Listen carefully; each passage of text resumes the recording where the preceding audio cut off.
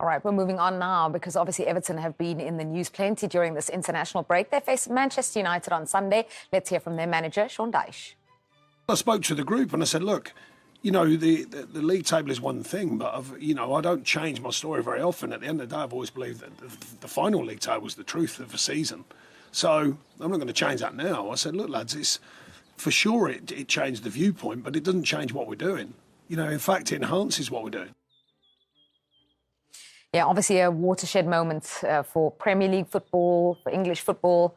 There's so much speculation. What we want to know is what happens on the field, and that's what I'm interested in talking about. Zesh, when you're in a situation like that, and it feels like your backs are against the wall, it's us against everyone, is that the approach that Dyche is going to have? Is that what he's going to be using to motivate the team? What do you reckon? If you look at what he did with Burnley and how he got them all together and galvanised, I think exactly what he's going to do. So probably create that siege mentality, us against the world. And sometimes it takes a bit of adversity or something out of your control to just galvanise the group, get them stronger, even more together. So I think he's going to go down that route. I'd be very surprised if he take another approach. You could hear in his interview there, he already believes it's a positive. So the players will hear that and they'll feed off those vibes. Yes, and they were already feeding off, what he was doing. On the field, you could see the turnaround. 3 wins in the last 5, only 1 defeat in that time. Yeah, only 2 Premier League clubs have got a better record in that time as well. So I'm going to, you know me, I do like to maybe put my neck on the line. I fancy Everton in this fixture. Okay. I really do. I am not convinced by Manchester United at all. If you think about United's 7 Premier League wins so far this season, they've all come from via the same scoreline, 1-0, the single goal. Right. And they are a team of fragile confidence still. They've got to go to Goodison Park. If it were at Manchester United, maybe I'd probably give them the edge. But I think as far as Dyche's team is concerned, this almost is, dare I say, a perfect motivation for them to really go out and show some leadership. And that's what he's done with these players. He's turned them into leaders. James Tarkowski in your position, centre-half. I mean, he is a guy who can strike at a set piece. In front of him, Doucouré, I know you're a big fan of him. Yeah, big fan of Doucouré. I think when you're looking at midfield players, you're looking at what 3 things they do. They score, create or stop. So top midfielders will be doing at least 2. But what I've seen of Doucouré now, I think he's just turned 30. He's doing all 3. So he can score goals, you can see that he can create goals, and he's also working very well in between the boxes. So not only is he very useful and helpful for his defence, but he's also getting up in and around the attackers, scoring goals, arriving onto crosses and helping the team win. So as a defender, if you had him in front of you, it's like a dream because you know he's going to work really well between the boxes and he's going to be the energizer of your team. So you've got different types of midfielders. He looks like, to me, he's the one who's grabbing the game by the scruff of the neck. When the going's getting tough, he's the one that's driving everyone forward and he's doing really well. I think he's matured now as a player this season. He signed a new contract at the club. Dyche has made him the most important person at the club. Last season, he scored the goal that saved them from relegation, carried that form into this season, has been a really vocal voice. I remember when they had a few problems under Dyche's predecessor and Doucouré was targeted, other players in the dressing room stood up for him. He's a really popular figure in the dressing room and he translates that form to the pitch. And I think on Sunday they will be warriors against Manchester United. I think whatever happens, they'll get carried out on their shields. Speaking of Manchester United, Erik has some injury updates on Andre Onana and Rasmus Højlund. Let's hear from him. Hi, Erik. Can you give us an update on the injury situation first, particularly Rasmus Højlund and your goalkeeper, Andre Onana? Andre is okay. He stepped in training today. He's good. Rasmus, still, I think it's a close finish. He's training. He's down, or he's outside. He's making very good steps, and we have to wait till tomorrow. Then we will make a final decision. In terms of other injuries, is there any timescale yet on Luke Shaw's injury and when he might be back? Luke Shaw will be available for Sunday. He will be in the squad. That's excellent news. In terms of the fixture itself, your form in the Premier League at least is is the best in the country right now. So perhaps some of the headlines are not quite what they seem. In terms of the form in the Premier League, do you feel you have turned the corner in recent games? Definitely, we have seen a turning point. We have seen that how we deal with certain situations that we built on a certain foundation, and now we have to build on. And we go in a massive month, and we are really looking forward with confidence because, as you say, in the Premier League, everyone is winning from everyone, and there are no easy games for no one. So every team will drop points, but the last 5 games we won 4, and that gives us confidence to go in the next games. How difficult do you think it's going to be at Everton on Sunday? They've lost their 10 points. Their supporters are very angry. You're banned from the technical area. How difficult is it going to be to manage that game? But it's always about us, and I can see the opposition, and I can see they are mad. But then finally, it's about us. So if they are mad and that's their fuel, we have to match those standards. And when we match the standards, we have a very good chance to win the game. You then have to go to Galatasaray. You then have to go to Newcastle. Tests of temperament and maybe mental strength as well as the physical side. How difficult is it to coach your players and get them prepared mentally as well as physically? Yeah, we started early today with that. Then we go in a week, very condensed. We play 3 games in 6 days, and as a group, as a squad, we have to deal with that. What do you mean by dealing with it and preparing for it? Do you speak to them about it?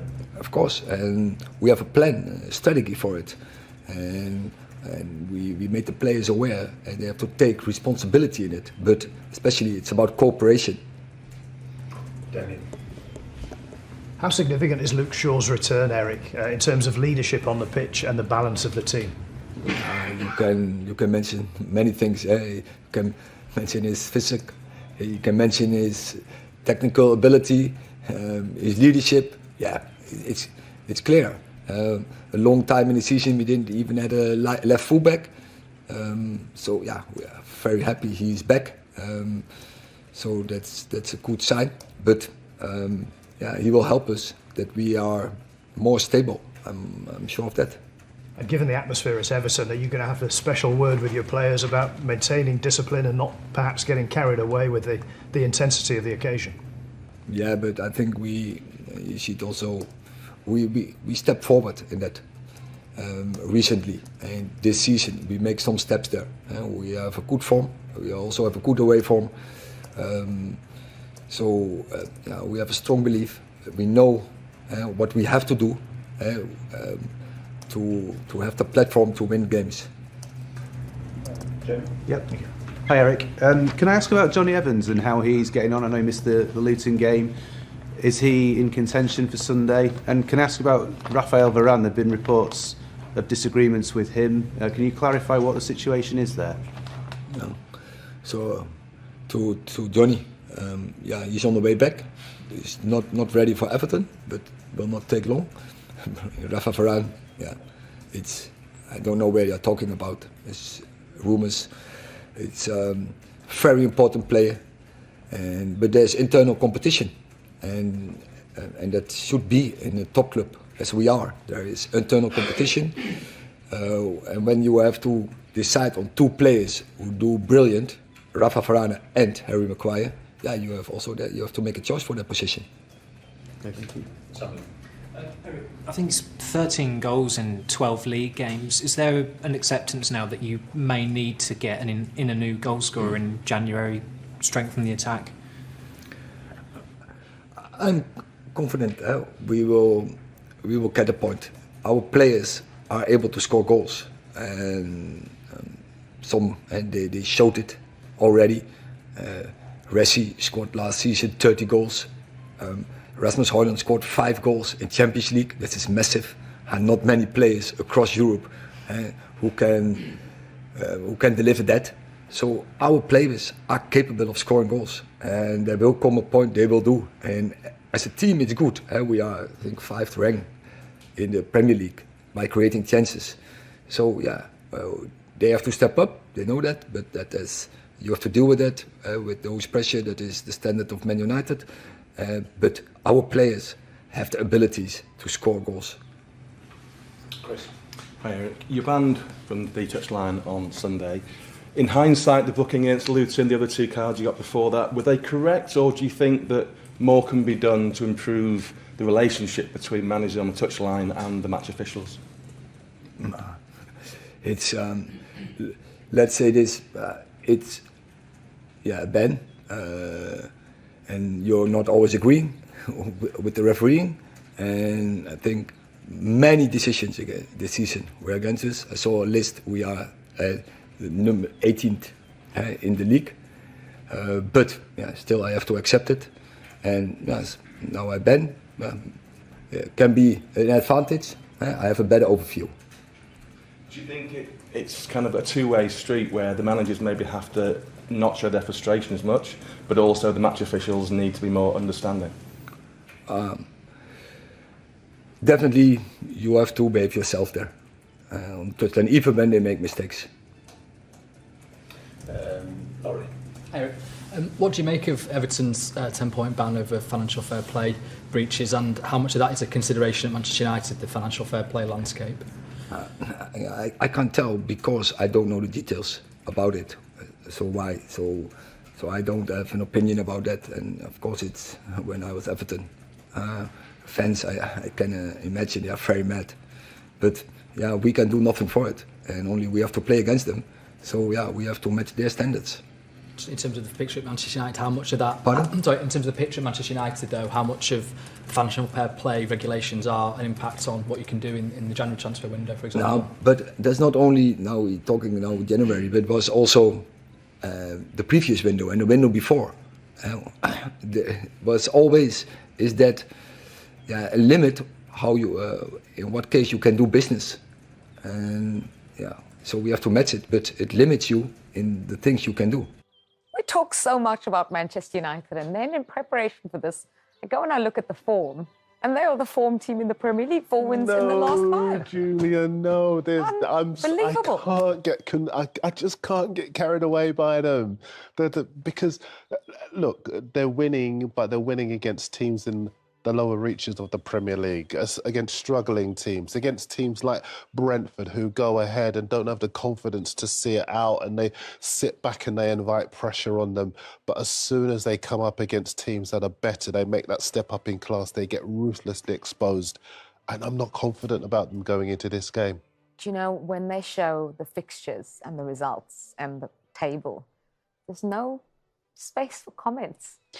Yeah, you're right.